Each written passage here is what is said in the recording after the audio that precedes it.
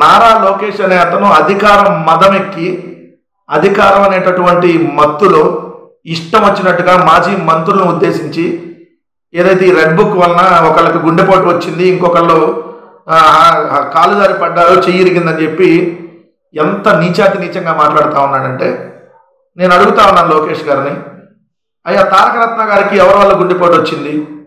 మీ red book వల్లే వచ్చిందా గుండెపోటు?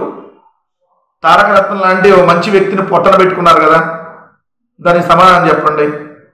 ఎవరైతే అచ్చెన్నాయుడు, ఇప్పుడు ఉన్నటువంటి మంత్రి అచ్చెన్నాయుడు, అది పైల్స్ ఆపరేషన్ అని చెప్పి ఎక్కడెక్కడ ఏం గారిపోతుందని చెప్పి ఏదైతే అరెస్ట్ చేయగానే పైల్స్ గుర్తొచ్చినాయి, రమేష్ హాస్పిటల్ ఎట్ట జాయిన్ అయ్యాడు?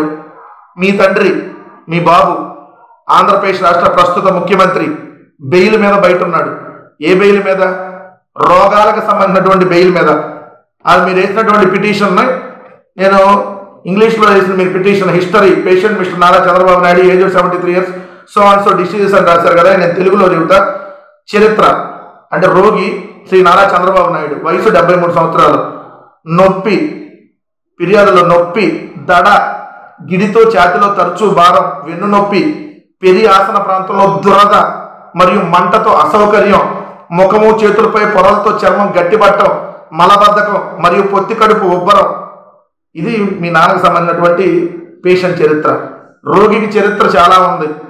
క్రమరహిత గుండెలైతో హైపర్ట్రోఫిక్ కార్డియో మయోపతి అనే వ్యాధి అంట, ఎల్ఏడి వ్యాధితో కరోనరీ ఆర్జరీ వ్యాధి, టైప్ 2 డయాబెటిస్ మెలిటస్, బొల్లి వల్గారిస్, ప్రకోప ప్రేగు సిండ్రోమ్తో ఫంక్షనల్ మలబద్ధకం.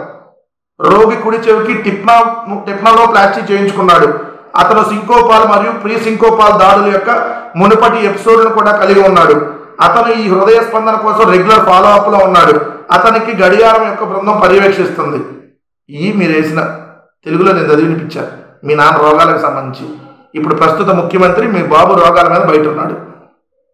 నువ్వు మీ నాన్న మీద కేసు నమోదైనప్పుడు నిన్ను కూడా బొక్కలో వేస్తారని చెప్పి ఢిల్లీ పోయి అమిత్ షా గారికి కాళ్ళు పట్టుకొని బెయిల్ కోసం ఏ విధంగా ప్రయత్నించి బెయిల్ తెచ్చుకున్నారో ఏం తెలియదు అనుకున్నారు రాష్ట్ర ప్రజలకి.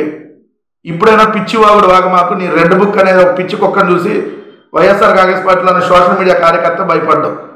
690 మంది మీద కేసులు పెట్టారు. ఇంకా పెట్టుకోండి, ఎవరు భయపడతారు మీ కేసుల గురించి? అట్లాంటి మా మాజీ మంత్రులు భయపడతారా?